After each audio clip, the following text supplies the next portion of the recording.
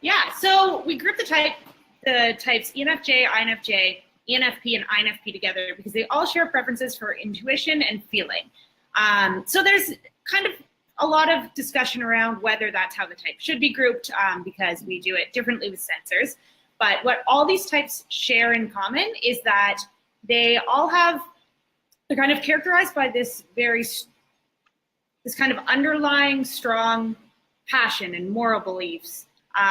They're all intuitive, so they all share a preference for either NE or NI, and they're all feelers, so they all share a preference for either FE or FI. But you actually have some really significant differences between these types because you'll have ENFJs and INFJs who are using FE and NI in either order, and then you have ENFPs and INFPs who are using NE and FI in either order. So they're actually not as similar as they might appear to be on the surface. But what's interesting is that they all kind of have similar characteristics in the way that they present. There's a lot of passion, a lot of warmth, a lot of empathy coming out of these people at all times. They're very inclined to make people feel comfortable. Those are kind of traits that we stereotypically associate with NFs. But I mean, personally, I think that extends to all feelers. So I don't think that's the only way to tell that you're dealing with an NF, but that will usually be the kind of sense that you get when you first start talking to one, is that just that warmth, that openness, and that passion and drive behind everything that they're talking about, that they feel passionate about, obviously. This temperament's called the Idealist. And I think the biggest common denominator between the ENFJ, INFJ, ENFP, INFP is that they use their intuitive function, whether it be NE for the ENFP and INFP or NI for ENFJ, INFJ, to like intake a bunch of, abstract information about the world. But the thing is, they use their feeling function as a decision maker. So the ENFP and INFP will take in a whole bunch of abstract information about the world using NE, and then they'll make their decisions with FI, and then the ENFJ and INFJ will take in a whole bunch of information from the world using NI, and then they'll make their decisions using FE. And that tends to come out in a very idealistic type of fashion, which is, I guess, why David Kiersey grouped them together in that shape or form, or in that fashion. Although we're categorized as idealists, these aren't the only idealistic types. I would say, honestly, that INTJs are among the most idealistic of all the types, but they're not NFs. They don't fall into the idealist category technically. And then you can have I've met a lot of SPs who have these really big, huge ambitions. Well, any type really. So it can be tricky. You really have to look at this. Is why we're always driving home, learn about the functions, figure out where those ideals, where those passions are coming from. But I think you do really get it right on the surface with the NFs. I think it's they're very animated when they're talking about the things that they feel strongly about. Whereas with NTs, especially NTJs, they're often incredibly idealistic, but they take a very rational approach to it. So when they're explaining things to you, they're explaining it in terms of what's realistic and what we have to do to make this happen. Whereas the NF just wants to inspire. I think the word inspiration is such a good word to just describe what the NFs strive for. Because all of them are looking to both deliver and feel that sense of inspiration. So you get a lot of motivational speakers. I mean, Denzel does motivational speaking, right? Which is such an NFJ thing, which we'll get to.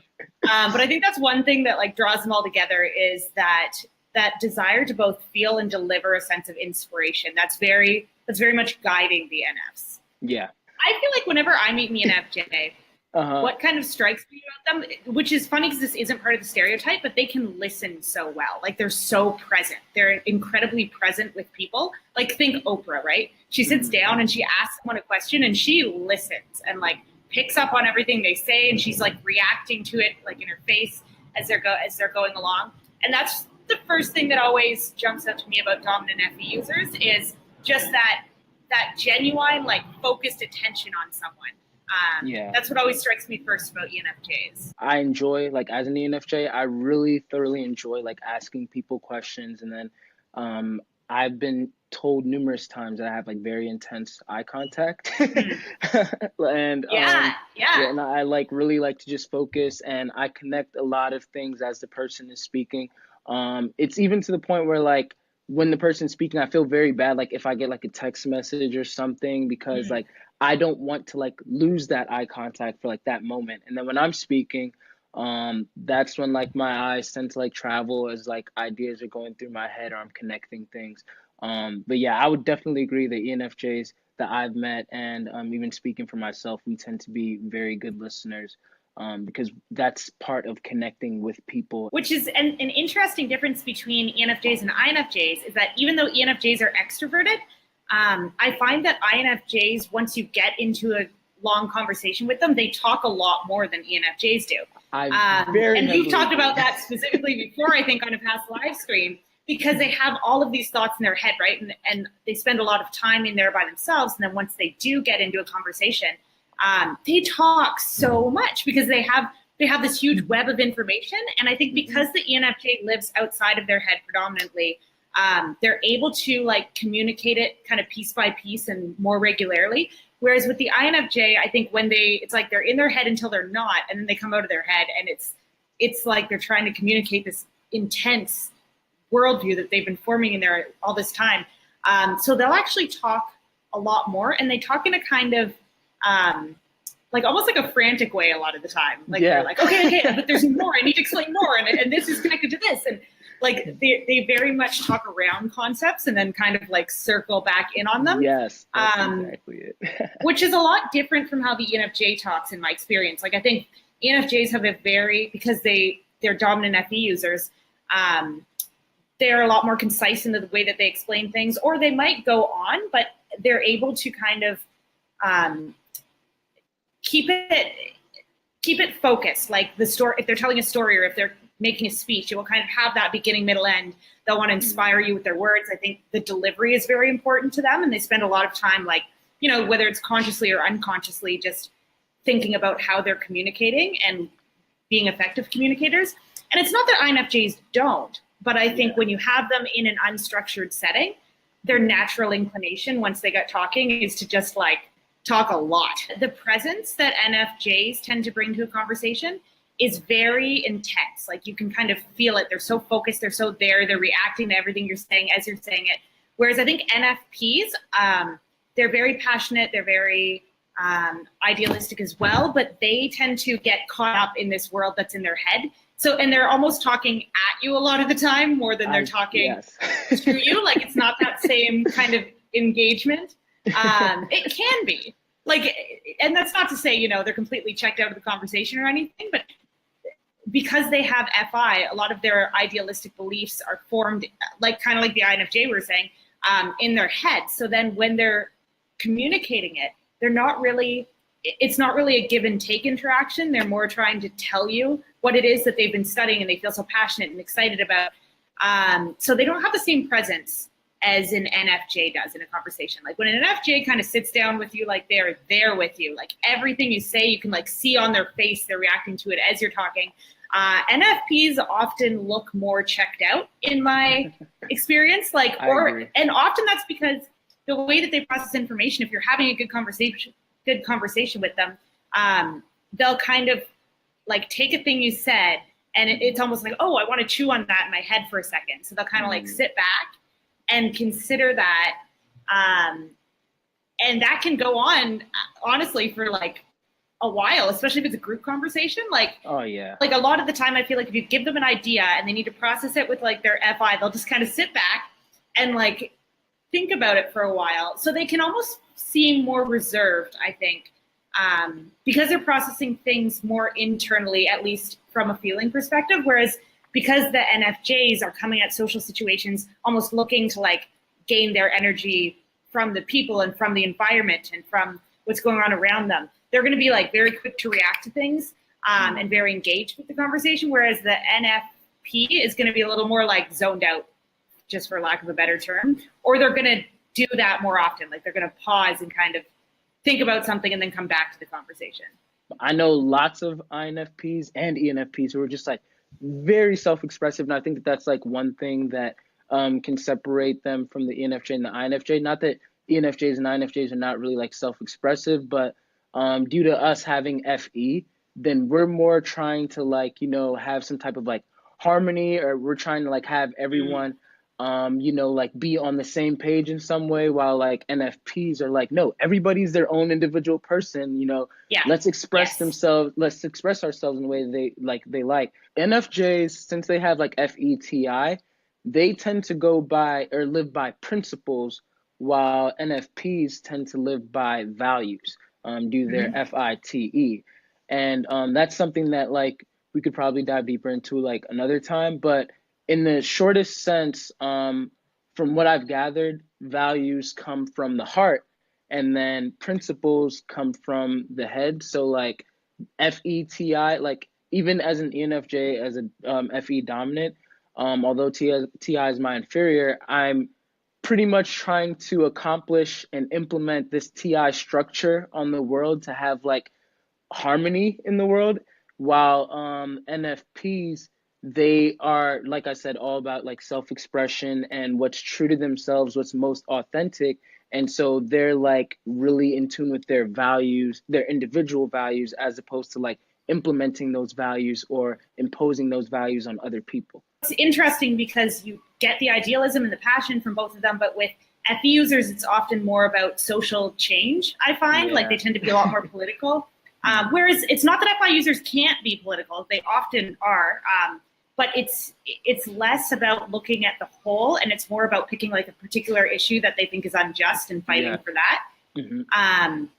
Championing a cause rather than like trying to inspire like a kind of change on a grand level or systematic change. So it's definitely different roads to kind of similar places with NFJs and NFPs, but you can always spot the individual or the individuality is kind of what instantly sets apart an INFP or an ENFP from an ENFJ or an INFJ in my mind. And it's not that you guys aren't individualistic, it's just like it's so important to an NFP, whereas for an NFJ it's more important that like they're accepted by the people around them and, you know, doing what they think society or the people in their environment thinks is correct. I was speaking to my ENFP friend and we were discussing like differences between us, and one thing that I've noticed is that he's the type that like we can seem similar because we'll both be like fighting for a cause, like you said.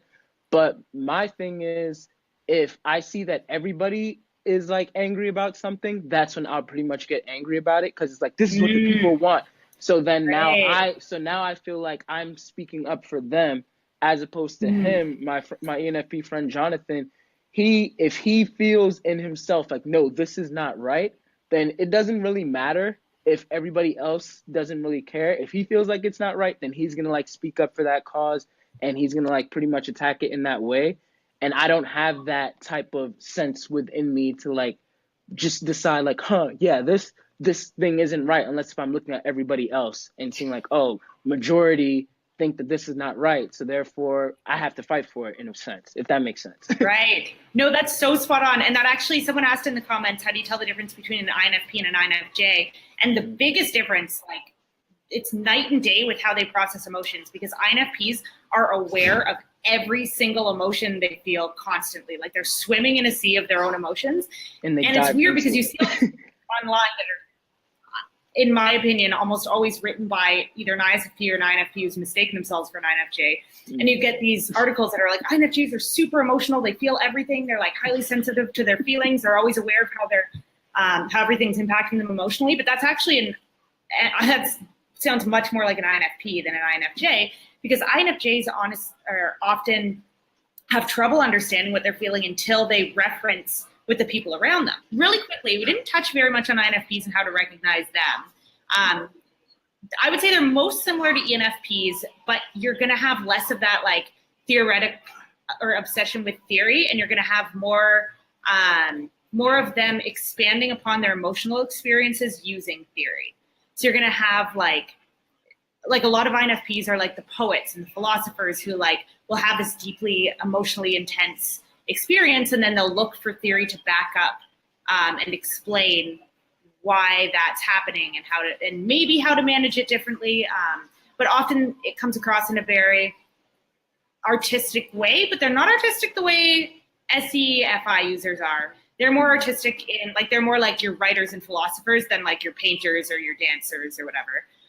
They're kind of like your intellectual creatives, I guess. They can be more decisive a lot of times because they have FI as a dominant function, which is a judging function. And so they have a better idea of like knowing already what their values are and what they want, as opposed to like maybe an ENFP who is more concerned with like exploring the theories and everything, having NE as a dominant function. Or so they want to like explore more options and they're more like they might be a little bit more indecisive. And then the INFP is more comfortable with consistency because they have SI as a tertiary function, Yeah. while the ENFP has SI as a inferior function. So the ENFP is consistently trying to like have like a change of scenery or change of whatever the case may be, while the INFP is like, they'll have a little bit of that, but they're more okay with like nesting in something. So, and you definitely have a more overall like more relaxed, less scattered vibe with INFPs. They're a lot more like grounded, or they come across as a lot more grounded. I don't know if I would say that internally they are.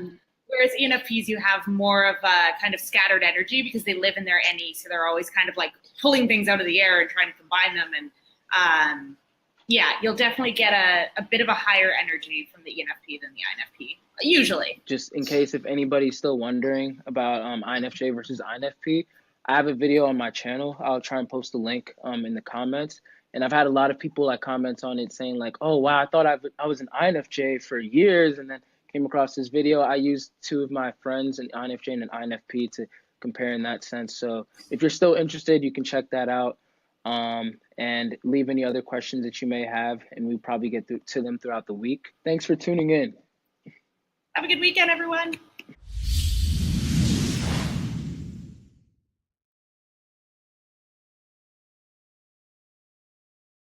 I'm David Bowder, CEO of SPASIGMA. Every day, each of us is surrounded by a great diversity of people, and indeed, personalities. Some people we find it very easy to relate to.